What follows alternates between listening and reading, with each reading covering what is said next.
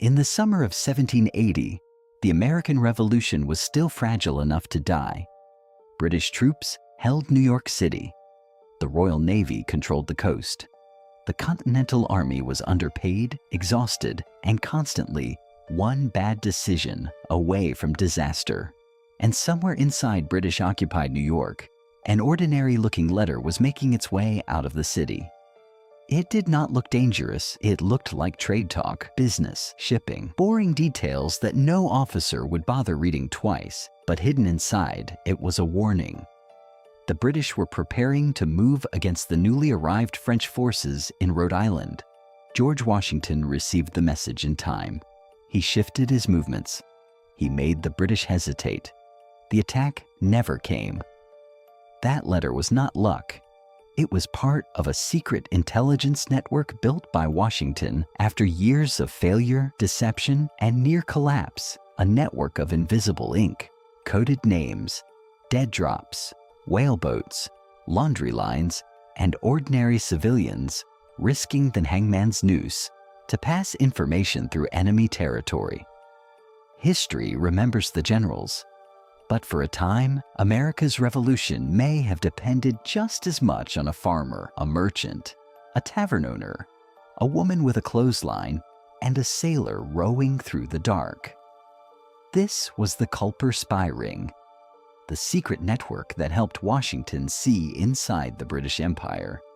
To understand why Washington needed spies so badly, you have to go back to the disaster that taught him the price of blindness.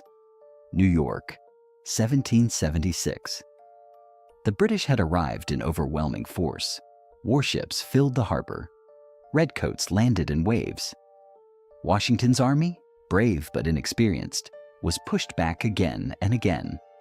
Long Island was lost. Manhattan became a trap. The Continental Army escaped destruction more than once by luck, night, and desperation. Washington learned a hard lesson that year. Courage was not enough. Numbers were not enough. If he could not know what the British were planning before they moved, then he would always be reacting. Always too late. Always fighting with less information than the enemy. And one of the earliest efforts to solve that problem ended in tragedy. Nathan Hale, a young Connecticut officer, crossed into British-held territory in 1776 to gather intelligence. He was caught, identified as a spy, and hanged. The story made him a martyr, but it also taught Washington something brutal. One brave man walking alone into enemy lines was not a real intelligence system. He needed something stronger, something quieter, something built to survive. By 1778, the war had changed. The British had taken Philadelphia, then abandoned it. They had shifted their main base to New York City, turning it into the nerve center of British power in North America. Soldiers, officers, merchants, loyalists, refugees, prisoners, dock workers, ship's captains, and political operatives all crowded into one tense, suspicious city. If Washington could see inside New York, he could see inside the British war effort itself. For that, he turned to a young officer he trusted deeply, Benjamin Tallmadge. Tallmadge was from Setauket, Long Island, a small community that sat inside dangerous territory. The British controlled Long Island. Loyalists lived there. Patrols moved through it. But Tallmadge knew the area, and more importantly, he knew the people. He was smart, disciplined, and cautious. Exactly the kind of man intelligence work required. Washington did not need another hero charging into danger. He needed a system. Tallmadge set out to build one. At the center of that system was a man named Abraham Woodhull. Woodhull was not a soldier. He was a farmer from Setauket, quiet, local, easy to overlook, which made him useful.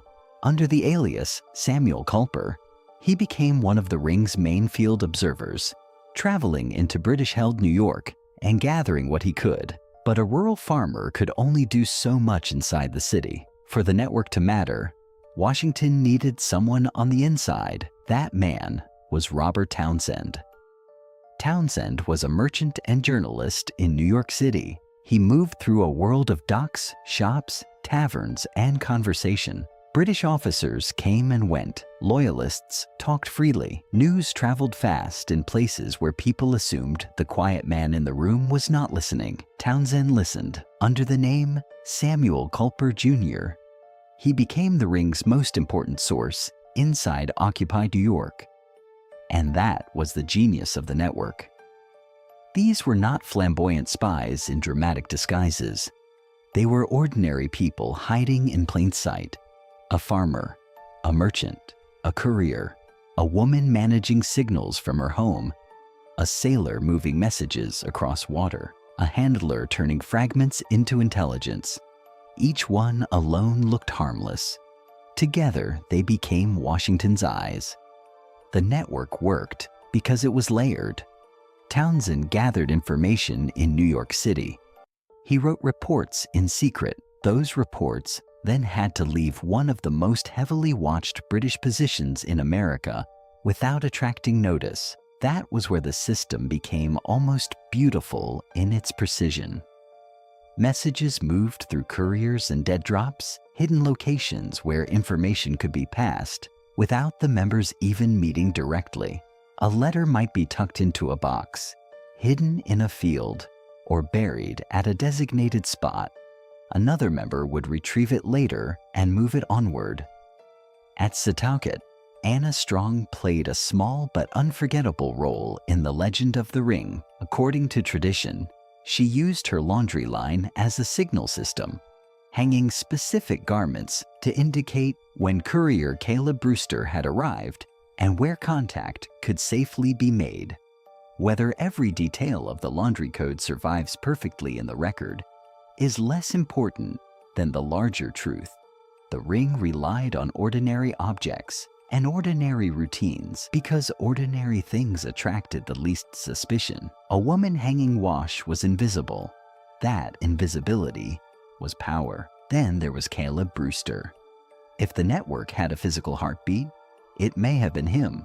Brewster was a rough, capable whaleboat man and Continental officer who crossed Long Island Sound carrying dispatches between enemy territory and Washington's side. That crossing was no small errand. The waters were watched. British patrols moved along the shore.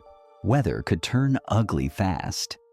A captured courier was not just a lost messenger. He was a trail leading back through the entire network. Brewster kept rowing anyway. Once the reports reached Talmadge, he organized, decoded, and forwarded the intelligence to Washington. And Washington did not treat espionage like a side issue. He studied it. He asked for more. He pushed for clearer reporting, better tradecraft, more secure methods, and tighter secrecy. He wanted facts, not rumors, ship counts, regiment movements, supply conditions, fortification work, naval plans, loyalist activity, British intentions. The revolution did not have the money to waste on bad intelligence. The Culper Ring made itself more sophisticated over time. They used aliases so real names would not appear in reports. They used numerical codes for common words, places, and people. They used invisible ink, what Washington called sympathetic stain, so hidden writing could be revealed only with the right chemical treatment. To the British, a letter might look harmless. To Washington, it could become a map of enemy intentions. And the stakes were enormous. If any member of the ring had been exposed, they could have faced imprisonment or execution. Spying was not treated like an elegant game. It was treated like treachery. That danger is easy to underestimate now. Imagine British-occupied New York, crowded streets, uniforms everywhere, whispers in taverns, loyalists eager to prove themselves, servants, laborers, merchants, and refugees, all living under suspicion. One wrong conversation, one intercepted letter, one frightened informant, one courier stopped on the road, and the network might collapse overnight. That is what made the Culper Ring so effective. Not just that it gathered information, that it survived. And the information it produced mattered. One of the ring's most important achievements involved a British counterfeiting operation.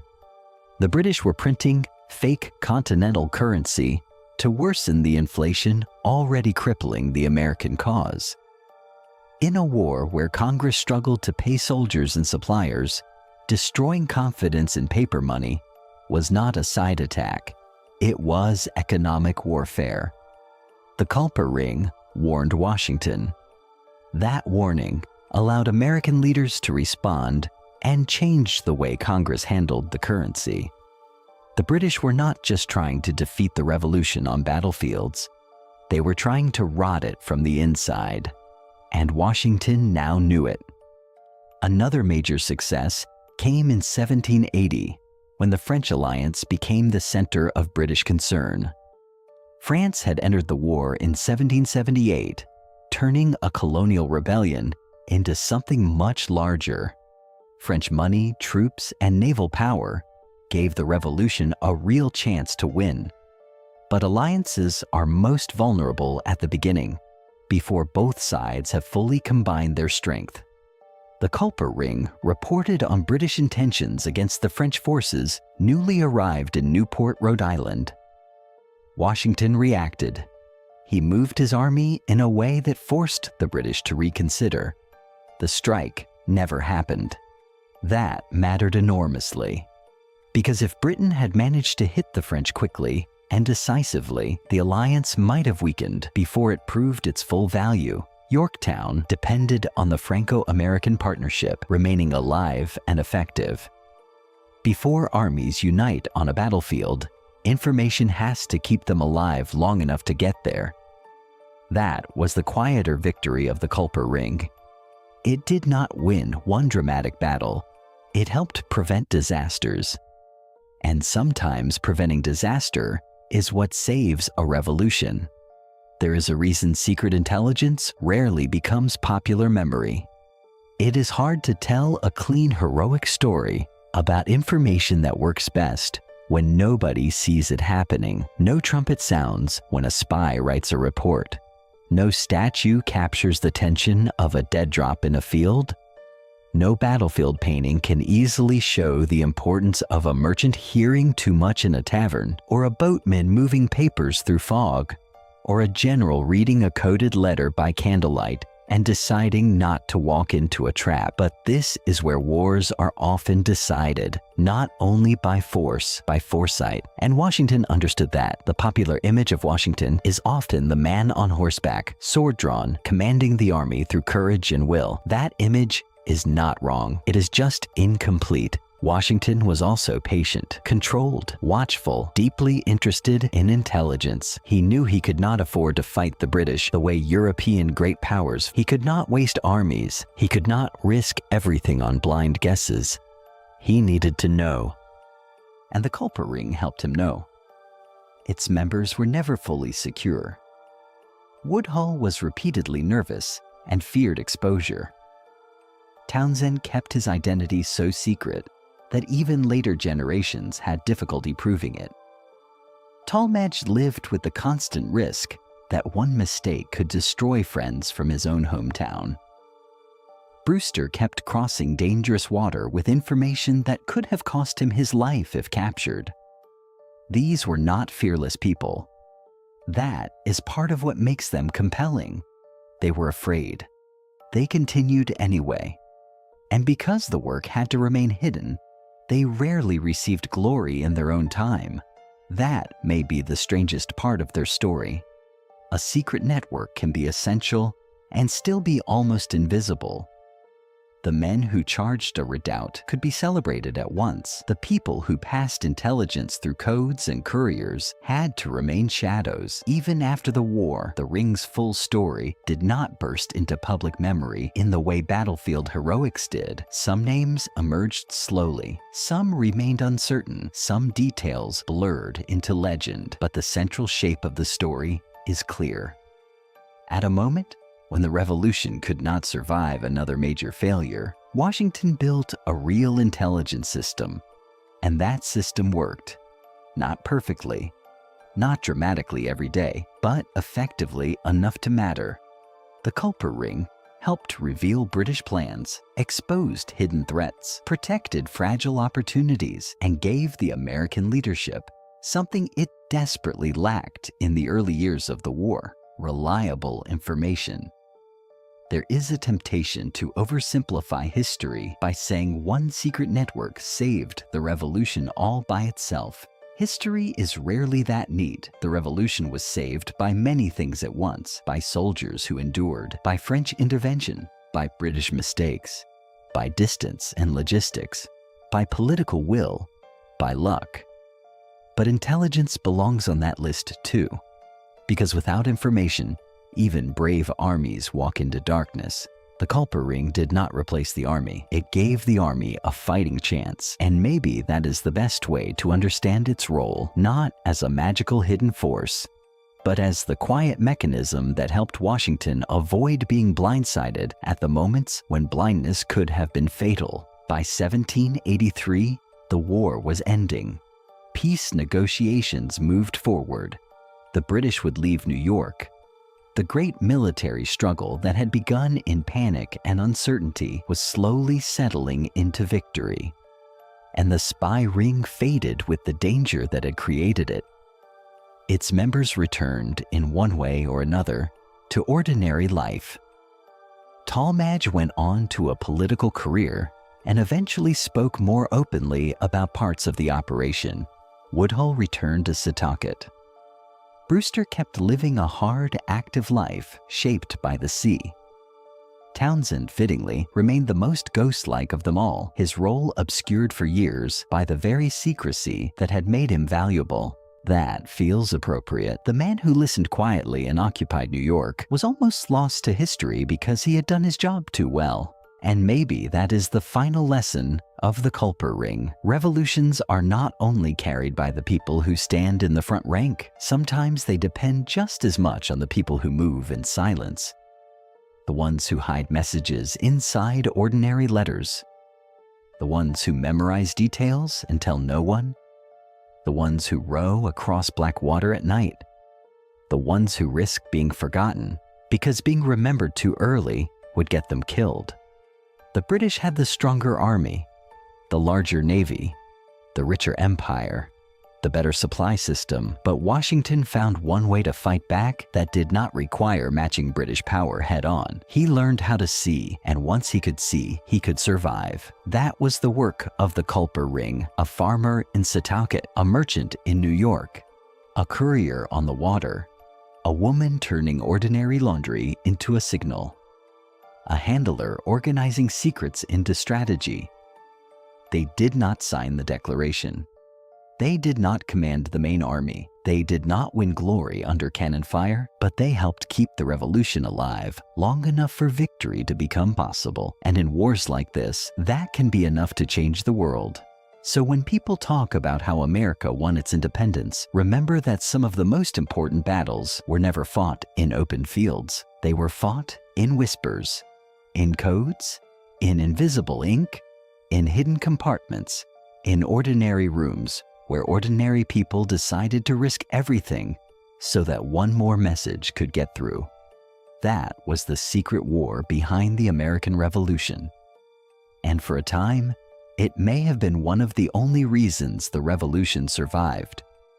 If this story pulled you in, subscribe for more hidden wars, forgotten lives, and the secret machinery behind history's biggest turning points. And tell us in the comments, what was more important to Washington, battlefield courage, or the intelligence that helped him avoid disaster?